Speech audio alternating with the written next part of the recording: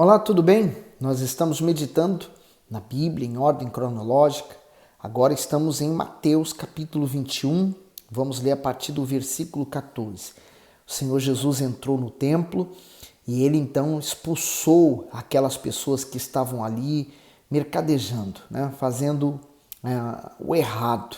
A verdade é que aquilo tudo que acontecia ali, aqueles animais sendo vendidos, as moedas sendo trocadas pela moeda do templo, tudo aquilo era um comércio, era um meio que até os próprios sacerdotes, sumos sacerdotes, fariseus, aqueles religiosos ganhavam muito dinheiro, Ninguém levava um animal para ser sacrificado, poderia lá escolher um e por vezes até esse animal ia para dentro para ser sacrificado e voltava para ser revendido. Então dava muito lucro, por isso que o Senhor Jesus expulsou.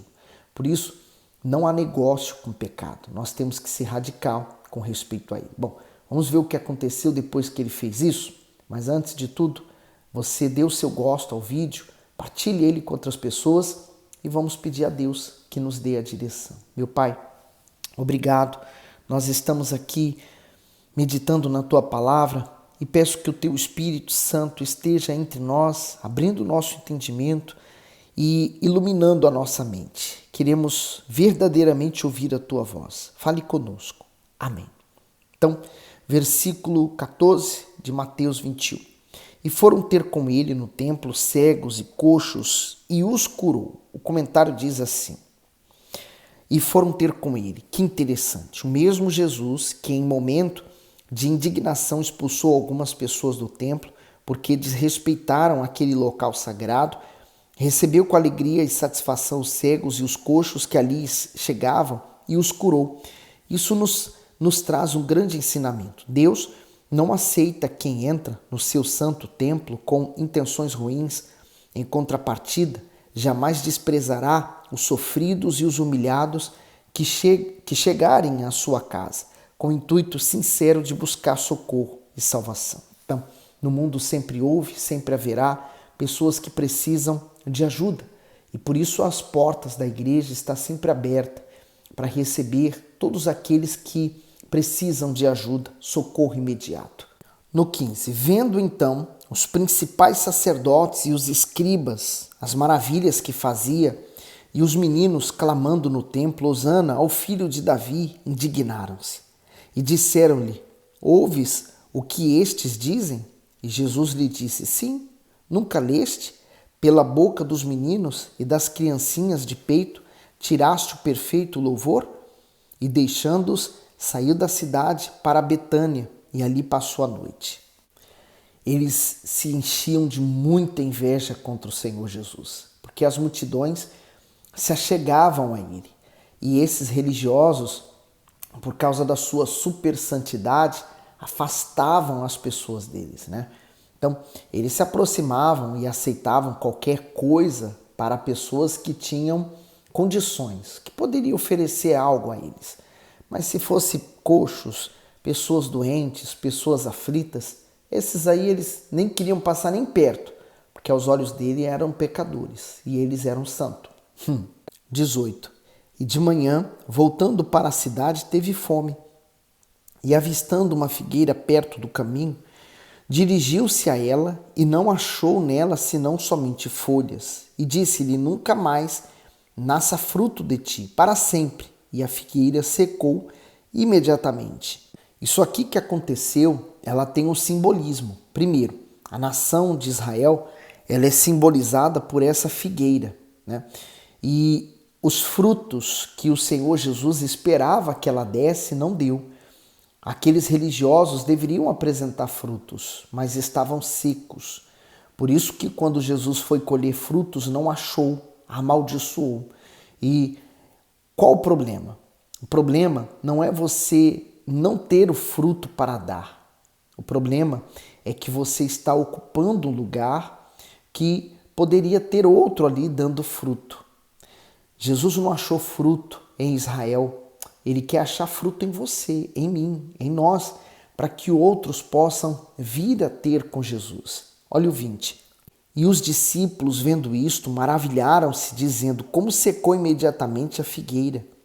Jesus, porém, respondendo, disse-lhes, Em verdade vos digo que se tiverdes fé e não duvidardes, não só fareis o que foi feito à figueira, mas até se a este monte disserdes, ergue-te e precipita-te no mar, assim será feito. Comentário: se tiverdes fé e não duvidardes. O Messias ensina que o que impede o milagre de acontecer não é o tamanho da fé, e sim a dúvida.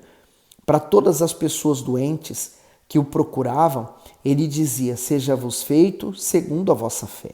Isso significa que é a fé que determina a resposta de Deus para a nossa vida. E não importa se o que queremos é impossível aos nossos olhos, a fé, apoiada inteiramente na palavra de Deus, produz os resultados que queremos.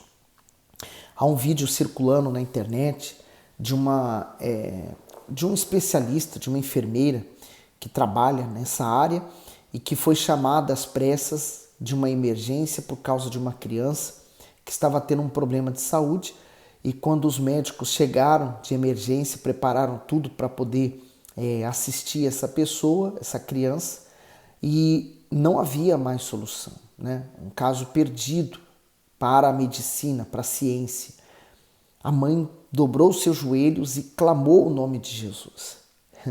A mulher começa a contar que ela começou a ver aquela criança recuperando a saúde, saindo daquele quadro, e melhorou. Outro caso foi um médico, né, que até então ele não cria em Deus, mas recebeu um caso de um homem com problema sério também, ao ponto dele escrever, já preparar o óbito, né, do marido. E essa mulher falou assim: doutor, meu marido vai sair daqui andando. E ele falou: a senhora não está entendendo, seu marido não tem jeito, não há solução para ele. Mas ela permaneceu crendo. E ele falou que viu aquele homem abrir os olhos, mexer uma mão, mexer o braço, mexer a perna e saiu andando do hospital. E ele falou: hoje eu não tenho nenhum conflito com relação à minha fé em Deus, porque agora realmente eu creio em Deus. Quer dizer, tudo aquilo serviu como um testemunho para ele. Veja o poder da fé, né? A fé é exatamente isso. É uma certeza que nós temos independente do que estamos vendo e ouvindo. E você tem manifestado essa fé? 22. E tudo o que pedirdes em oração crendo, o recebereis. E chegando ao templo, acercaram-se dele, estando já ensinando, os principais sacerdotes e os anciãos do povo, dizendo: com que autoridade faz isto? E quem te deu tal autoridade? Né? Ele havia expulsado os cambistas, né? Acabado com o negócio que havia. Então, com que autoridade Jesus fez isso? 24. E Jesus, respondendo, disse-lhes: eu também vos perguntarei uma coisa. Se me disseres, também eu vos darei com que autoridade, eu também vos direi com que autoridade faço isto.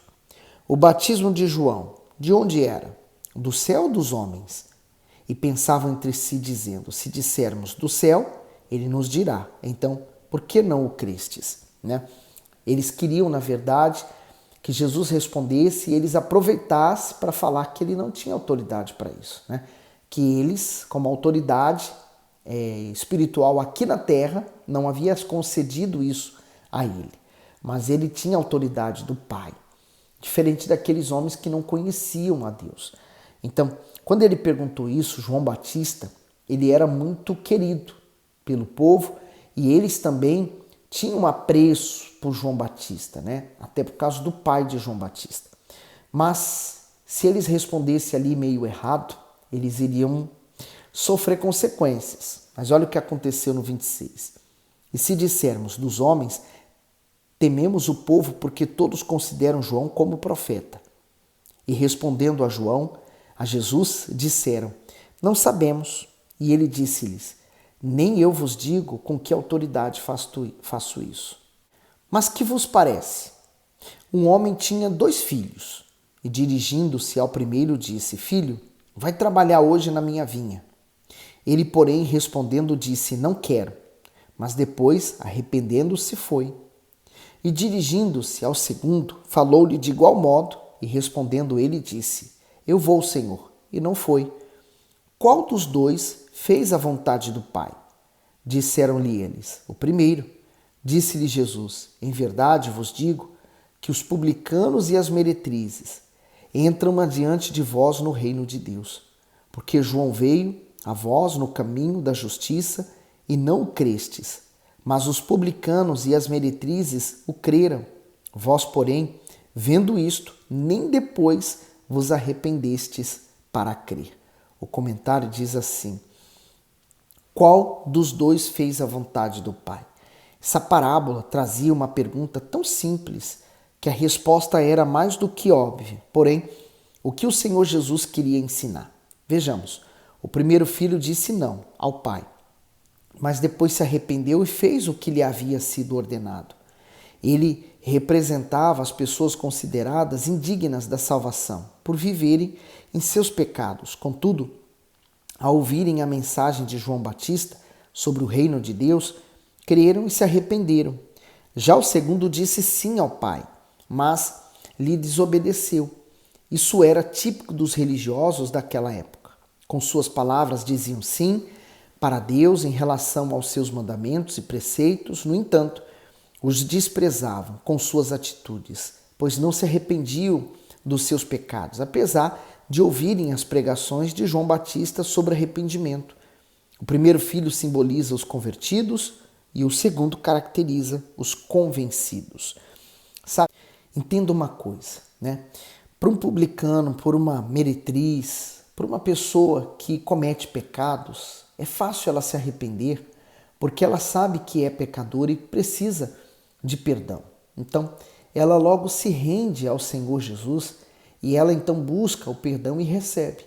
Agora, para uma pessoa religiosa, como no caso dos sacerdotes, é muito mais difícil, porque ela julga que ela alcançou um padrão de fé, de santidade, que ela não é mais pecadora.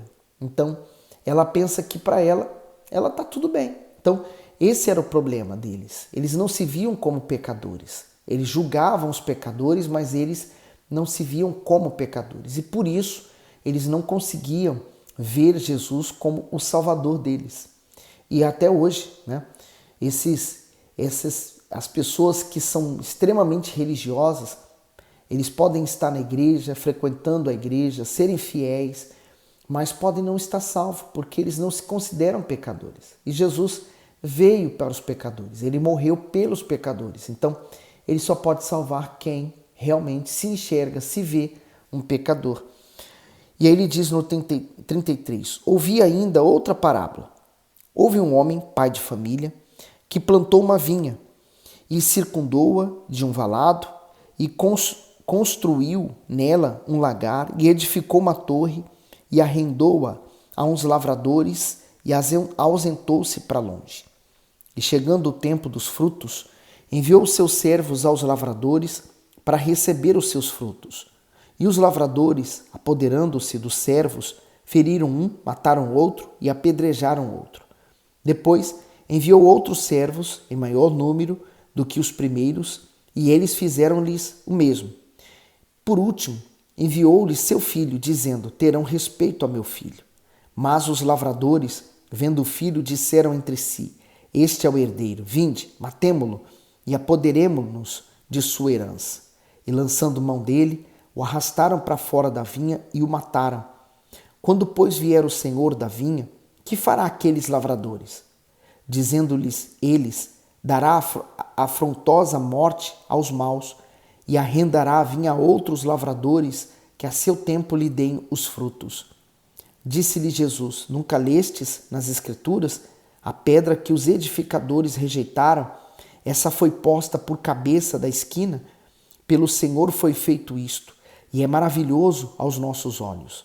Portanto, eu vos digo que o reino de Deus vos será tirado e será dado a uma nação que dê os seus frutos. E quem cair sobre esta pedra, despedaçar-se-á, e aquele sobre quem ele cair ficará reduzido a pó. E os principais sacerdotes e os fariseus, ouvindo essas palavras, entenderam o que falava deles, e pretendendo prendê-lo, recearam o povo porque o tinha por profeta. Forte, né? Quer dizer, aquela vinha Aquilo tudo era mostrando que Deus plantou, Deus deu talento àqueles sacerdotes, mas eles não honraram a Deus. Eles iriam matar até o filho. Mataram João Batista. Antes de João Batista veio matando tantos profetas que falavam por Deus, né? Eles então odiavam aqueles que falavam a verdade. Lembra no tempo de Esdras, Neemias, né? Se a gente for voltar para trás, Isaías, tantos homens de Deus que falavam a verdade, Malaquias foi o último, né? E eles matavam, não queriam saber e achavam que eles estavam falando por si mesmos. O engano, o auto-engano, né? O coração enganoso. Agora Lucas capítulo 17, versículo 11. E aconteceu que, indo ele a Jerusalém, passou pelo meio de Samaria e da Galileia. E entrando numa certa aldeia, saíram-lhe ao encontro 10 homens leprosos, os quais pararam de longe. O comentário diz assim: os leprosos deveriam se isolar de todos, exceto daqueles que tivessem a mesma doença. Por essa razão viviam afastados das cidades, mas caso um leproso se aproximasse de alguém, era obrigado a anunciar à distância que ele estava chegando, a fim de dar tempo da pessoa se afastar. Isso explica a conduta daqueles 10 homens de parar distante e clamar pelo Senhor Jesus. No 13. E levantaram a voz dizendo: Jesus, mestre, tem misericórdia de nós. E ele, vendo-os, disse-lhes: ide e mostrai-vos aos sacerdotes. E aconteceu que, indo eles, ficaram limpos. O comentário diz: mostrai-vos ao sacerdote. Cada milagre feito pelo Senhor Jesus possui uma característica diferente. Alguns doentes eram tocados, outros eram ungidos com saliva e outros ainda recebiam somente uma palavra à distância. No caso dos 10 leprosos, foi apenas uma ordem: ide e mostrai-vos aos sacerdotes. E essa era a garantia da conquista do milagre tão desejado. O Senhor deu essa instrução porque naquela época somente os sacerdotes tinham autoridade para examinar pessoas com doenças de pele e atestar a cura.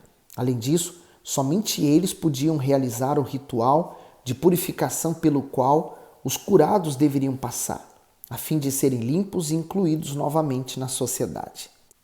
E acredito que o Senhor Jesus fez isso até como um meio de proteger eles, né? Mostrando assim, olha, ele curou esses 10 homens leprosos, essas 10 pessoas, e elas vieram aqui para testar a cura, e realmente eles estão curados, porque imagine, eles estariam felizes da vida, né? Estavam condenados à morte, mas agora estavam livres da morte. Então, era como se fosse um testemunho para eles do que Jesus estava fazendo. Aí diz assim, no 15, e um deles, vendo que estava são, voltou glorificando a Deus em alta voz, e caiu aos seus pés com o rosto em terra e dando-lhe graças, e este era samaritano. E respondendo Jesus disse: não foram 10 os limpos? E onde estão os 9? Então quer dizer, a palavra do Senhor Jesus funcionou para aqueles 10, independentemente se só voltou um. Aquele um voltou para glorificar a Deus. E quantos na igreja são assim? Vêm em busca de um milagre, quando recebem vão embora, né? Mas aqui, olha o que aconteceu. 18. Não houve quem voltasse para dar glória a Deus, senão este estrangeiro. O comentário diz: onde estão os 9? Dos 10 homens curados, somente um demonstrou gratidão e humildade para voltar e agradecer. E foi justamente um samaritano, ou seja, um estrangeiro desprezado pelos judeus, que reconheceu o bem recebido. Embora o Salvador soubesse que aqueles 9 seriam ingratos, os abençoou porque a sua natureza é bondosa.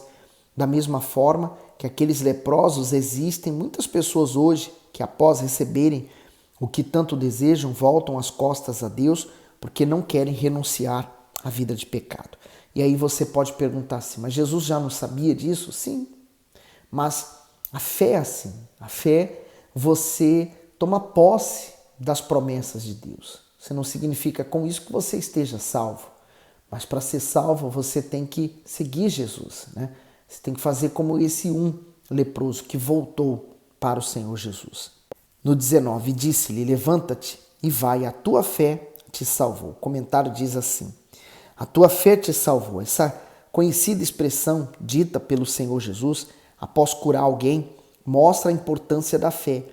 No caso do ex-leproso, a fé o salvou da doença, do isolamento, da exclusão social, da tristeza, da miséria e acima de tudo, o redimiu, salvando a sua alma.